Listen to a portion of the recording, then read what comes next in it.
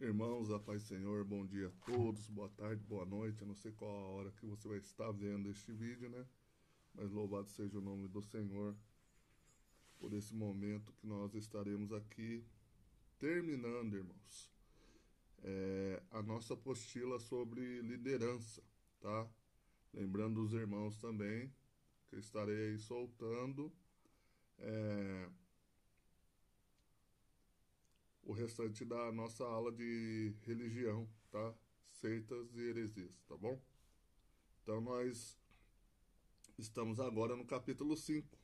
Como acabar com sua igreja. Infelizmente, irmãos, há pessoas que conseguem por abaixo, né? Nesse plano, né? Vamos dizer assim, nessa terra, as igrejas, fecham igrejas, é, desanimam com a obra de Deus e por aí vai. Então nós temos na nossa apostila esse último capítulo. Estivemos falando aí dos desafios da liderança, né? Os atributos de um líder, que são importantes. Então nós temos aí tudo isso que nós vimos, né? Vimos também como administrar a igreja, né? Tudo isso é importante. Então vocês têm aí com vocês todas as apostilas que nós temos aqui no nosso curso são indispensáveis, né? Para a sua caminhada com Cristo, tá bom? Então vamos lá.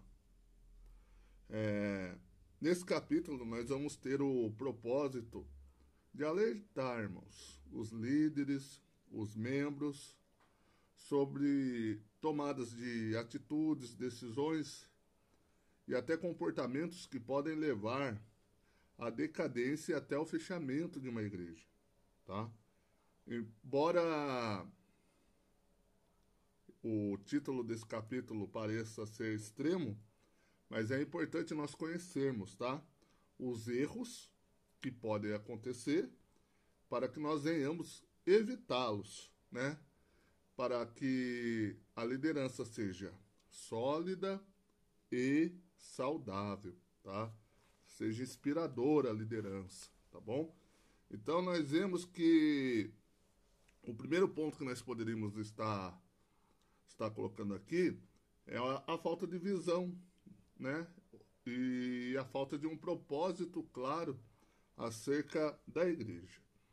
Então, quando a igreja não tem uma visão definida e também não tem um propósito claro, ela caminha inevitavelmente, irmãos, para a estagnação, tá?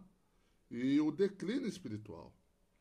Abra aí a sua Bíblia no livro de Provérbios, no capítulo 29, versículo 18.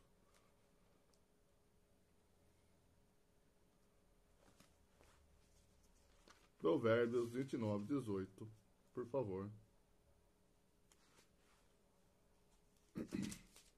Nos diz assim, ó.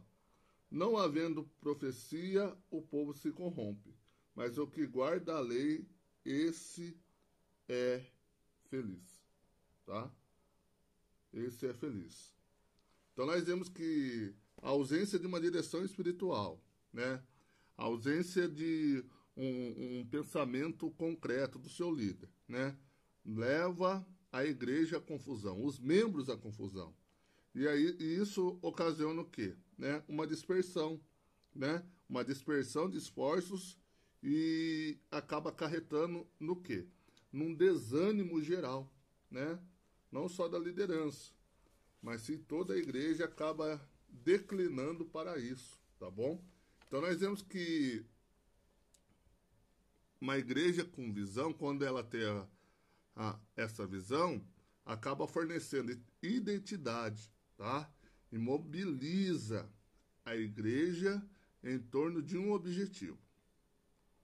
De um objetivo que é comum para todas as igrejas. Que objetivo é esse, pastor Maior? De ganhar almas para o reino de Deus, tá?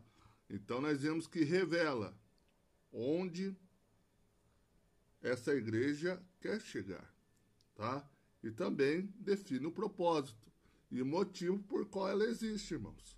Né? Hoje tem igrejas de vários tipos, de várias formas, de vários gostos, de várias doutrinas, né? E cabe a nós analisar o que é de Deus e o que não é de Deus, tá? Então nós vemos que a falta dos líderes, né, se comunicarem de uma forma clara e constante acerca da missão e os objetivos espirituais da igreja, né, acabam cometendo uma falha, tá? De manter, né, a congregação alinhada com os valores do reino de Deus. Então o líder tem o papel de direcionar o seu povo, né, de direcionar a igreja com os padrões do céu, com os valores do reino de Deus. E a consequência que a falta de visão traz para a igreja é o quê? Perda de identidade ministerial, a falta de engajamento nos projetos, uma dificuldade de crescimento espiritual saudável, né? De um crescimento saudável, acaba desmotivando os membros que ali congregam e também deixa os líderes confusos, tá? E aumenta o conflito interno, irmão. Conflito interno e as distrações dentro da igreja. Vou estar aqui trazendo alguns exemplos que nós temos aí em relação a isso. Tenha a sua Bíblia sempre aberta, né? Aqui a gente vai para o livro de Números agora. Números, quarto livro. Gênesis, Êxodo, Levítico, Números, Deuteronômio. Então, Números, no seu capítulo 13 e 14, nós vamos ver que logo depois que o povo sai do Egito, a nação de Israel caminhou por 40 anos no deserto, irmãos. E parte disso, né, aconteceu pela incredulidade do povo e pela falta da compreensão do propósito de Deus para Israel. Nós vemos que a geração que saiu do Egito não entrou em Canaã, porque não enxergou, não conseguiu ver, né? Estavam cegos acerca do plano divino. E eles não seguiram como Deus gostaria que eles seguissem. Que forma que é essa, pastor? Com fé e obediência. Então eu convido a você a ler depois aí capítulo 3 e capítulo 14, que fala dessa parte que eu acabei de dizer aos irmãos, tá? Algumas gerações não entraram, tal, devido a isso, irmãos. Então nós vemos que a falta de uma visão espiritual na vida do membro, na vida do líder, acaba acarretando problemas dentro da igreja, tá bom? E isso acaba trazendo também a ruína, tá? O modelo maior que nós temos sempre é Cristo. Em toda a Bíblia, não importa o personagem, o modelo maior é o Senhor, tá bom?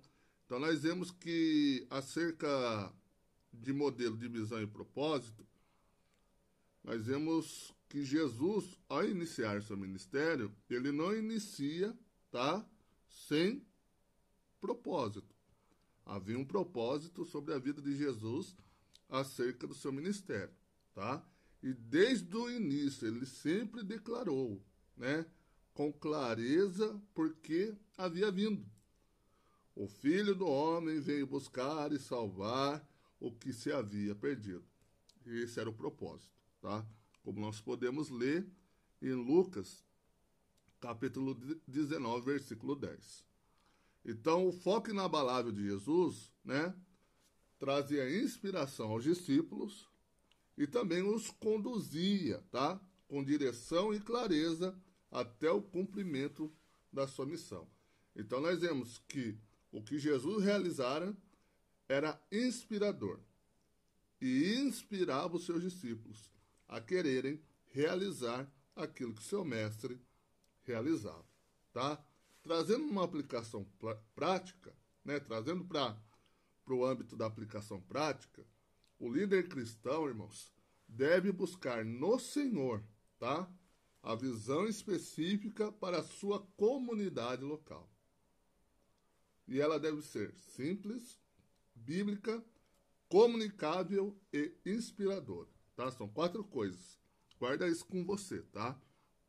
Simples, bíblica, comunicável e inspiradora. Vamos lá. Mais uma vez. A igreja que não tem visão navega sem rumo, tá? A igreja que não tem visão navega sem rumo. Uma igreja com visão avança com fé, tá?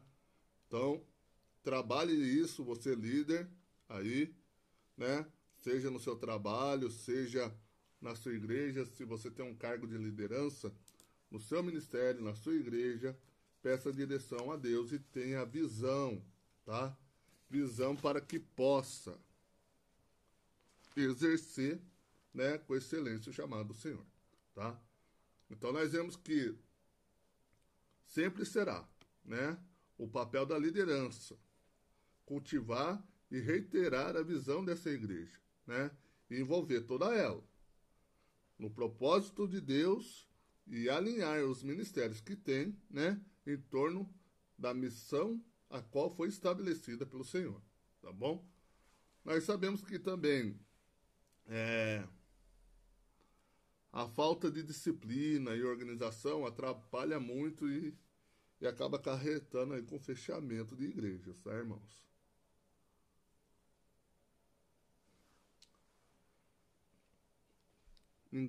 Nós vimos que um dos atributos, se eu não me engano, que nós temos aqui do líder cristão, ele deve ser disciplinado e a sua igreja também deve ser disciplinada, tá? Então, a ausência de disciplina e de organização dentro da igreja é uma das coisas mais evidentes da sua fragilidade, que acaba apontando para uma possível destruição dessa igreja, tá? Quando não há regras estabelecidas e claras, padrões espirituais definidos e uma estrutura bem estabelecida, o caos se instala e a autoridade espiritual se enfraquece, tá? E os conflitos se tornam frequentes dentro da casa de Deus. Então, a disciplina bíblica não é apenas uma medida corretiva, mas sim um ato de amor. Deus disciplina, irmãos, tá? É um ato de amor, cuidado e preservação da santidade da igreja. Abra aí a sua Bíblia em 1 Timóteo, primeira epístola de Paulo a Timóteo.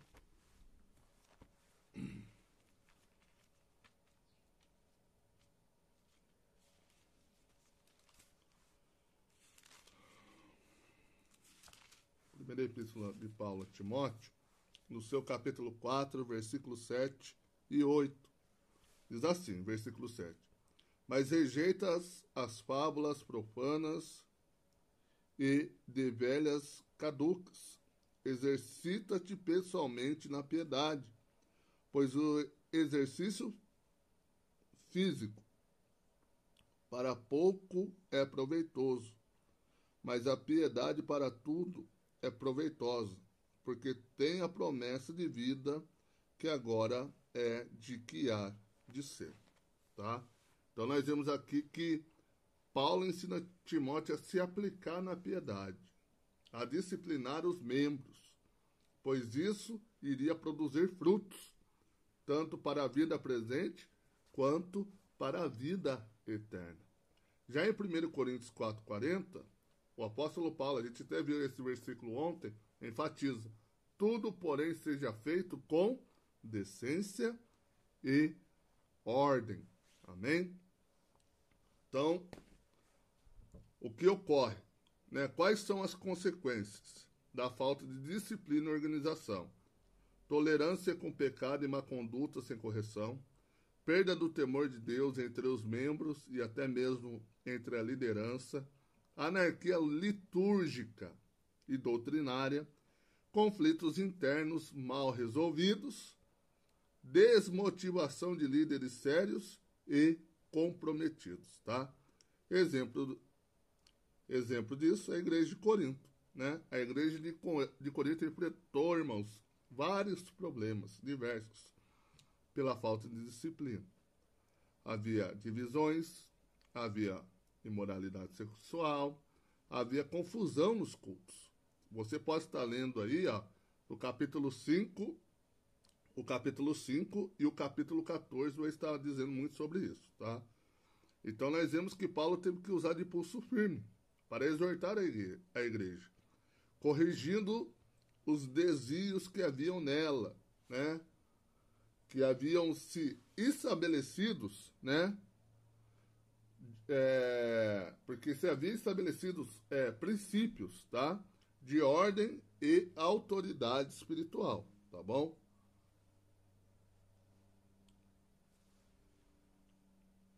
E o exemplo positivo que nós temos de disciplina e organização, nós podemos ver em Esdras e Neemias, tá? Durante o retorno, Esdras e Neemias restauraram a nação de Israel. Não apenas numa reconstrução física, mas com forte ênfase na disciplina espiritual do povo, tá? Com o ensino da palavra e a organização litúrgica local. E também com a organização social, segundo nós podemos ver em Neemias capítulo 8 ao 10. Nós vemos que a leitura da lei trouxe o arrependimento coletivo do povo, né? O arrependimento coletivo, e ali, através desse arrependimento, houve, né, um pacto firmado com Deus, mostrando, né, com Deus, mostrando com a ordem e a reverência, como a ordem e a reverência, né, ao Senhor, são fundamentais para uma vida comunitária. Mas, pastor, como eu devo aplicar, trazer isso na prática, né? Então, nós vamos ver que quando o líder, né, acaba não exercendo a disciplina piedosa, ele acaba tolerando o que é errado, tá? Sendo omisso e herético, como a gente pode ver o líder, Eli, né? Ele não disciplinou seus filhos, e olha o que acontecia, né? Em 1 Samuel, ali no capítulo 1, 2, 3, né? Vai narrando um pouco dessa história, né? Também, 4, acho que até o 6 ali, mais ou menos, narra essa história de como, além da história de Ana, também narra de como agiu os filhos de Eli dentro do templo, né? Tudo isso acontecer porque ele era omisso, né, com seus filhos. Então a disciplina sempre deve ser aplicada com amor, justiça e usando base bíblica, tá? Visando não a mortificação do cristão, mas sim a restauração, tá? Isso não, a disciplina não é uma punição, mas sim uma restauração, tá bom? Então, além disso, também é extremamente necessário, tá? Estabelecer dentro da igreja estruturas administrativas que sejam claras, né? Que tenham funções bem definidas e mecanismos de prestação de contas também para toda a igreja. Uma igreja organizada reflete o caráter de um Deus de ordem. Uma igreja disciplinada exala santidade, integridade e zelo pelas coisas de Deus, tá bom? Sem esses pilares, a comunidade perde sua força espiritual e cede ao mundanismo, irmãos. E também acaba acarretando aí confusão, tá? Outra coisa que pode acabar com uma igreja, a centralização excessiva do poder. Uma das atitudes mais nocivas à saúde de uma igreja local é a centralização excessiva do poder nas mãos de um único líder. Quando o pastor ou dirigente se recusa a delegar funções, a ouvir conselhos, a dividir responsabilidades, a liderança acaba se tornando autoritária e totalitária, tá? E a igreja começa a definhar dessa forma, né? Definha de uma forma silenciosa, tá bom? Nós vemos que esse tipo de comportamento, irmão, sufoca o desenvolvimento de dons espirituais dentro da igreja, gera dependência do líder e desestimula a participação ativa dos membros. O objetivo do líder não é ser o dono da igreja, mas o objetivo do líder é e sempre será também formar discípulos segundo o caráter de Cristo, tá? Então, aqueles líderes que têm posso dizer, mania de concentrar tudo em si mesmo, né? Eles acabam se tornando sobrecarregados. Eles tomam decisões isoladas e muitas vezes o que acontece? Acabam conduzindo a igreja conforme as suas próprias vontades, tá? E não segundo a direção do Espírito Santo. Efésios 4, versículo 11 ao 13, se não me falha a memória, vai nos ensinar que Deus deu diferentes dons e ministérios à igreja, para que todos sejam capacitados e cresçam junto até a maturidade espiritual. A liderança compartilhada é bíblica, irmãos, tá bom? E é necessária. Então, os efeitos causados pela centralização do poder acabam acarretando em ministérios que são estagnados e anulados, tá?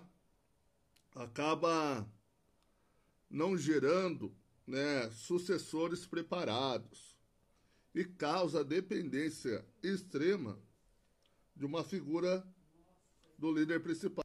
O que mais traz, né, irmãos? Acaba trazendo medo e insegurança, tá? Entre os liderados, tá bom? E demonstra um clima organizacional que é tenso e desmotivador, tá bom? O exemplo negativo de liderança, sim, nós vemos na vida de Saul, né?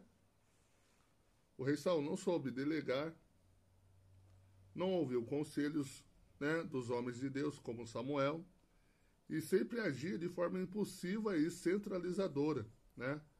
Isso acabou lhe custando o trono e o favor de Deus, como nós podemos ler em 1 Samuel 13 e 15, tá?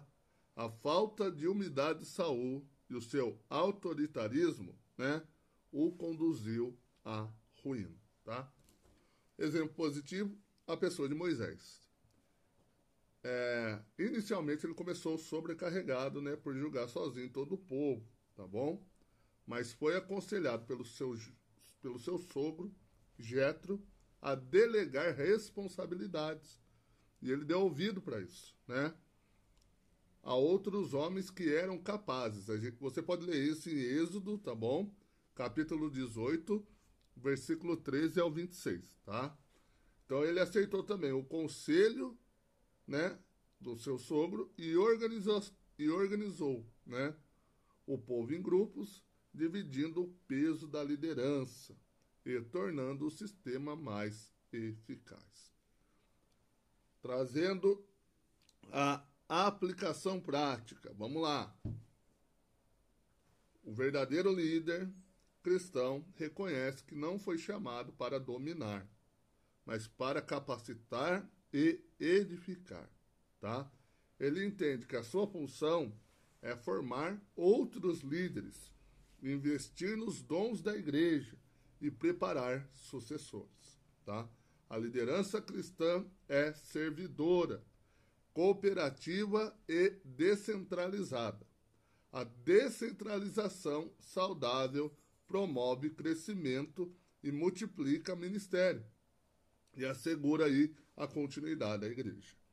Uma igreja onde todos servem segundo seus dons é viva, dinâmica e espiritualmente produtiva.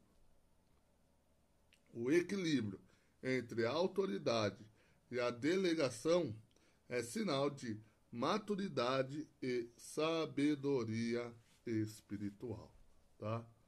Nós vemos também que a falta de amor e compaixão também faz acabar com uma igreja, tá? O amor e a compaixão são a essência do cristianismo, entenda isso. E o coração pulsante da vida da igreja. Quando uma igreja pede a demonstração deste amor de uma forma prática, ela acaba se tornando uma comunidade que é fria, legalista e sem atração espiritual, sem uma atração espiritual verdadeira, tá? O amor é a base do relacionamento cristão e deve permear todas as ações, atitudes e ministérios. Quando meditamos lá em 1 Coríntios 13, né, o apóstolo Paulo ensina, nos lembra, que a falta do amor, né, acaba... Ou seja, não ter amor, estar sem amor, todo esforço que se é feito, todo conhecimento e fé que tem, são vazios e sem valor, tá bom? Uma igreja que não demonstra amor verdadeiro perde a sua essência, a sua eficácia, pois o amor é sinal, tá? Sinal distintivo dos seguidores de Cristo, segundo João, capítulo 13, versículo 35. O amor é a chave, tá? Para a unidade, pacificação e crescimento espiritual. Então nós vemos que a falta do amor, quais são as consequências que traz para dentro da igreja? Distanciamento entre os membros e os líderes. Acaba gerando um ambiente hostil e crítico, onde as falhas são julgadas e não acolhidas. Fracasso em alcançar e acolher os perdidos e necessitados. Desmotivação e também a sensação de rejeição. E aumento da hipocrisia e formalismo religioso, tá bom? No livro de Apocalipse, lá no seu capítulo 3, versículo 14 ao 19, vai falar acerca da igreja de Laodiceia. E ali vai dizer que a igreja era morna. Ou seja, ela era indiferente, sem fervor, sem amor genuíno. Então nós vemos que essa igreja representava uma comunidade cristã que havia perdido o zelo, tá? E a compaixão, tornando-se insípida e ineficaz no cumprimento da missão de Deus. Então o amor é a essência, como a gente já viu, para o cumprimento da missão do Senhor, tá?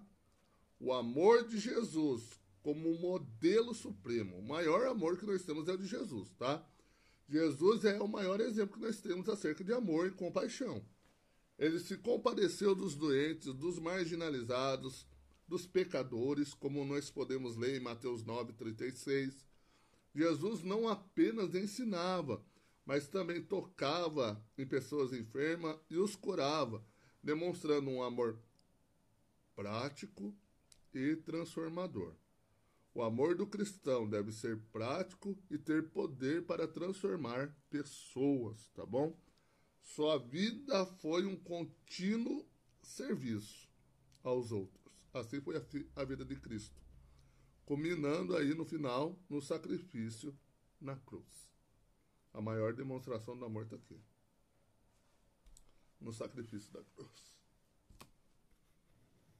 Se na prática o líder cristão negligencia, irmãos, o amor e a compaixão, ele compromete totalmente a alma da igreja, tá?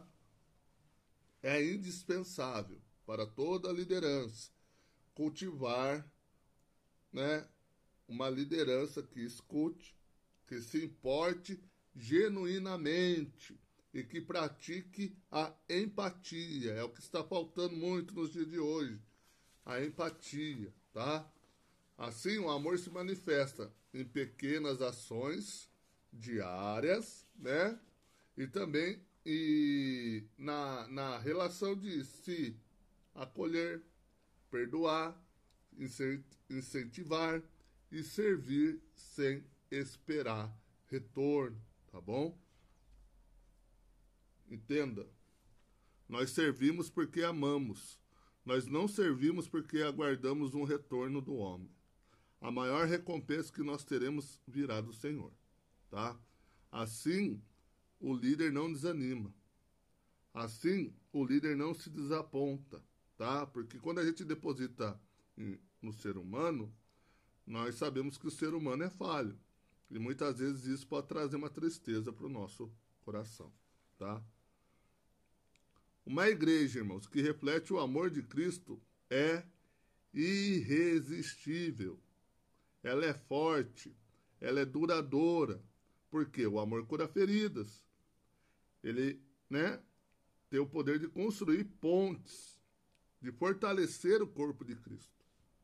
Portanto, a falta de amor é uma das formas mais rápidas de acabar com a sua igreja, tá? Então tome cuidado com isso, você líder, Tenha compaixão, ame o seu próximo, tá? Para que isso não venha a acontecer, tá bom? Eu vou estar lendo mais dois aqui. Agora eu queria falar acerca da a resistência à mudança e renovação, tá bom? Quando há uma resistência, tá, a mudanças, isso acaba construindo uma barreira, tá? Que a igreja enfrenta em sua caminhada. Isso atrapalha no crescimento do ministério, isso atrapalha muitas vezes no crescimento da igreja, tá? Muitas vezes a rigidez, o apego ao passado e o medo do novo paralisam o progresso espiritual da igreja, tá bom? Não só o espiritual, mas também o social, ministerial dessa comunidade cristã. A Bíblia nos mostra, tá? Que Deus é um Deus de renovação constante. Você lê lá, o versículo é muito conhecido até, Isaías 43, versículo 18 e 19, tá bom? Nós vemos que a igreja deve estar sempre aberta à obra do Espírito Santo, que traz inovação e transformação. Quando uma igreja resiste a essas mudanças, ela corre o risco de ficar presa em métodos obsoletos, tornando-se assim desconectada da realidade das pessoas que deseja alcançar. A consequência, irmãos, uma mudança dentro dos padrões bíblicos, tá? Uma mudança direcionada por Deus, não exageros, Que há vários tipos de mudança. E a falta dela, acarreta na consequência do quê? Da perda de membros, principalmente de jovens e novos convertidos, que buscam uma expressão atualizada da sua fé, tá? Causa a estagnação espiritual e ministerial e a incapacidade, irmãos, de responder com eficácia às necessidades da comunidade local, tá? Acaba construindo também uma aparência de irrelevância diante da sociedade, trazendo assim conflitos internos entre aqueles que querem inovar e os que insistem na manutenção do status quo. Exemplo bíblico, Mais uma vez a gente pode usar aqui a nação de Israel. Nós vemos quando os espias foram, explorar ali a terra de Canaã, 10 deles trouxeram um relatório negativo, cheio de medo e resistência à conquista. Esse medo, irmãos, impediu que a geração daquela época, entrasse na terra prometida, resultando em quê? Em 40 anos. de peregrinação no deserto. Olha o que a resistência à mudança causou. Olha o que a resistência ao novo de Deus causou. Tá? Então nós vemos que essa falta de fé e a resistência ao novo, né, do plano de Deus para eles, atrasou o cumprimento da promessa de Deus. Só isso que aconteceu. Tá? Então nós devemos ter aí o discernimento espiritual. Tá? Para que isso não aconteça, tá bom? Abordando mais uma vez a pessoa do nosso Senhor Jesus Cristo, nós vemos que ele constantemente, irmãos, tá? Desafiava as tradições e estruturas religiosas da sua época, tá? Para poder assim revelar o espírito da lei e do reino de Deus. Você pode ler em Mateus capítulo 5, o Sermão da Montanha, do versículo 17 ao 48. Faça essa leitura, por favor, tá? Nós sabemos que de forma alguma o Senhor havia vindo para abolir a lei, mas ele veio para cumprir a lei. Seu ministério foi marcado por inovações, tá? Na forma de lidar com pessoas. Jesus lidava com o pecador de uma forma que o fariseu não lidava. Isso chamou muita atenção, tá? Ele veio para curar, perdoar e anunciar a sua santa palavra, né? Anunciar o evangelho. Irmãos, tem outros aqui, mas eu quero destacar um com suma importância para a gente também poder estar terminando essa aula, essa apostila, tá? De uma forma linda e formidável, tá? Que para mim é mais importante, pode acabar com uma igreja se não houver isso, que é o quê? A oração. É a demonstração da dependência a Deus, tá? Nós estamos, vou até pegar aqui, estudando essa revista da Escola Bíblica Dominical, né? Os irmãos que estudam conosco aqui na igreja, nós estamos aí falando a igreja de Jerusalém, tá? A igreja em Jerusalém. Doutrina, comunhão e fé, a base para o crescimento da igreja em meio às perseguições, tá? E nós vemos que abordamos um dos temas foi o que? A oração. A importância da oração. A importância que se tem de mantermos, né, um relacionamento e uma dependência com o Senhor. Por quê? A oração é a vida espiritual da igreja. Ela é uma fonte inesgotável, irmãos, de poder para o cumprimento da missão de Deus. Sem qualquer sombra, sem termos uma vida fervorosa de oração e uma dependência constante do Espírito Santo, a igreja acaba, de uma forma rápida, perdendo a direção, tá? Perdendo a sua força e perdendo a sua relevância na sociedade e no mundo. Então, a oração é extremamente essencial para a vida do líder, para a vida da igreja, tá? Uma comunhão íntima com o Senhor, por meio da oração, nos conecta com o coração de Deus, com o coração do Pai. Assim a nossa fé é fortalecida. Assim nós somos orientados a decisões corretas e também abre portas para vivermos milagres e transformações. A igreja primitiva entendia essa realidade. Por isso que nós vemos que eles se dedicavam de uma forma unânime à oração. E o que acabava resultando no crescimento espiritual e numérico da igreja, tá? Em Efésios 6,18, nós vemos Paulo exortando a igreja de Éfeso a ter uma vida de oração, a orar em todo o tempo, no Espírito, com perseverança e súplicas por todos os santos. A oração não é apenas uma prática religiosa, nós sabemos disso, mas a base para qualquer ação eficaz, seja evangelização, ministério social ou a edificação do corpo de Cristo.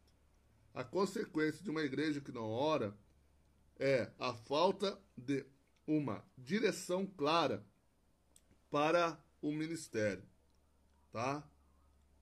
Não tem crescimento espiritual, é vulnerável aos ataques espirituais e às tentações, tá? E as decisões que são tomadas são baseadas somente em estratégias humanas e não na vontade de Deus.